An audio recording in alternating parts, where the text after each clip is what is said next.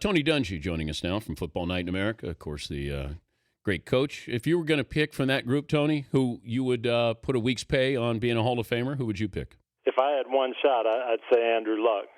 Big, strong. They're going to put some offensive weapons around him. RG3, you've got the injuries.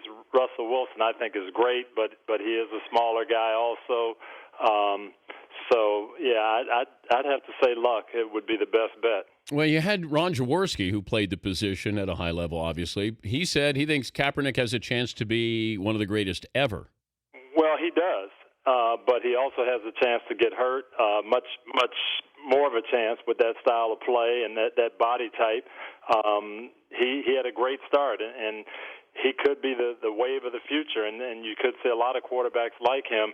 But, I think Luck has the least chance to get hurt of all those guys well. But how do you tell a runner or a running quarterback not to run or pick his spots? It seems almost instinctual of what they do. They'll learn it eventually. Steve Young learned it, and Randall Cunningham and those guys. It takes some time. And I think all of these guys will learn how to protect themselves and the fact that they have to be on the field to help their teams. But while you're learning it, you certainly have a chance to get hurt. Yeah, that's why I'm concerned about RG3 and Colin Kaepernick, because defenses, they're eventually going to take something away, or you're eventually going to stop running. Elway used to run a lot. Steve Young ran an awful lot. And then eventually they go, it doesn't hurt as much when you stay in the pocket here. So that's where I have to see what's going to happen, the evolution of Kaepernick to the next level, and the same with RG3. And they'll get comfortable with it, and they'll get better, but how long is that process going to take? And, I know they feel like they're taking away one of their best traits and things that can help their team win. So it's a delicate balance, and they have to learn that. And they will, but, Luck is never going to have to rely on that. I mean, his game is so prototypical. That's why I think he would be the safest bet. I brought this up earlier in the week when I saw the hit on Dustin Keller, and I wondered if these defenders are now going to focus in on going low and just going after knees. If I can't go upper body, upper torso, then I'm going to go knees, and are we going to have this epidemic of knee injuries? I think you are going to see that, and we'll have to come around. It happened in the 90s. I was defensive coordinator at Minnesota when they first put the rule in about hitting quarterbacks in the head. So you're trying to block passes, and you're trying to go up high, and you accidentally hit the quarterback, and you get a 15-yard penalty. So we told our guys, we're not going high anymore. We're going waist or below. We're diving. And, we were within the rules. And everybody got upset. We got accused of dirty play. Henry Thomas, John Randall, Chris Dolman, that's the way we taught it. And everybody was upset. Well, then a couple of years later, the rule came you couldn't hit them below knees or below. So, there is going to be some adjustments. I think there's no question. You're seeing coaches and players coach it that way. Don't go up high. If I try to hit you in the shoulder and the official thinks I hit you in the head, we're getting a penalty, you're getting a fine. Guys are naturally going to go lower and lower. No question. That hit that John Bostic had against the Chargers, he got fined $21,000.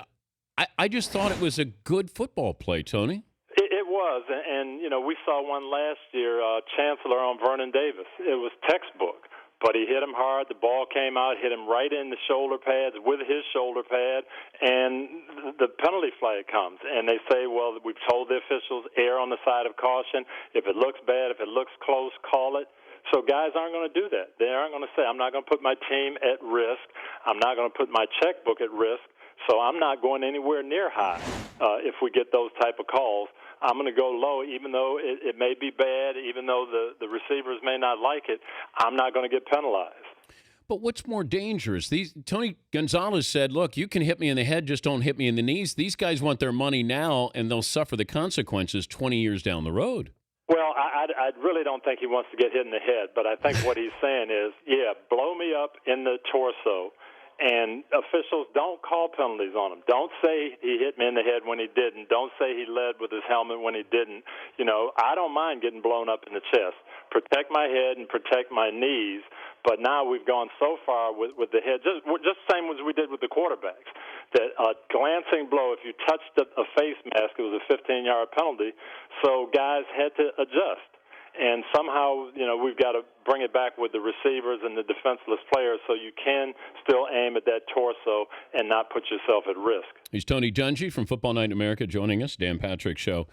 You understanding Chip Kelly, your son played for him at Oregon, your relationship with Michael Vick. I am curious, what does this do for Michael Vick? What does Michael Vick do for Chip Kelly's offense? What does that offense do for Michael Vick? Well, I always thought it'd be the perfect spot, and I told Michael that you're going to love Chip, you're going to love the offense, and he's going to take advantage of you. The thing that Chip does well is do what the quarterback does best. I saw him adjust his offense 3 different times while I was watching Oregon play, and he'll take advantage of what Michael does well. He'll give him a lot of outlets.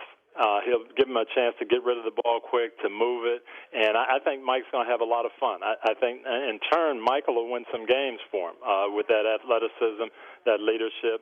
And they've got some weapons, and Chip will figure out how now, having Macklin get hurt, that was a big loss, but he'll figure out how to use Selleck and Deshaun Jackson and McCoy. Those guys are all going to have big years. Before I let you go, a lot of talk again about Ray Guy, the former Raider great, getting into the Hall of Fame, and now I think it's a veterans committee that has to decide if he gets in or not. Did you play against Ray Guy when you were with the Steelers? Yeah, and he absolutely should be in. I mean, to me, that's what the Hall of Fame is all about. If you dominated the game, if you were the best at your position in your era, that's Hall of Fame material. Ray Guy was the best punter of that era by far. And for him not to be in already is really a travesty. Well, here is what I think is the big concern. If the players who are on the Veterans Committee want to put him in, I think the writers have a problem with this because eventually down the road somebody's going to look at Shane Leckler's numbers or Jeff Fiegel's and say, you know what? Look at those numbers compared to Ray Guy. I don't think they want to put punters in or have that in the debate. We're even debating Adam Vinatieri as a Hall of Famer. I'm thinking, what's the debate?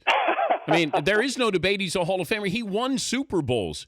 Punters, it's a little bit tougher. It's like saying, I'm trying to figure out what exactly your impact was on the game. But if you get one guy in, then all of a sudden you open the floodgates, and then these guys got to decide on punters now. Well, and I think they should. And just being very good or having a good average, to me, isn't the criteria. If you catch X number of passes, that's not the criteria. Were you the best? Were you the dominant force? Were you by far and away the best player at your position? And if you were, I think that should count for something. Whether you were an offensive lineman, a punter, or a return man, should Devin Hester be in the Hall of Fame? Well, that's a good question. But to me, if he was that dominant, I think you have to look at it. Would you put Hester in? Is Hester a Hall of Famer? I don't know. If he continued at that level for a couple of more years, I'd have to think about it. I mean, if he played 7 or 8 years at that level he was when they went to the Super Bowl, I'd have to say yes. But, yeah, Ray Guy was a great punter. Ray Guy changed games.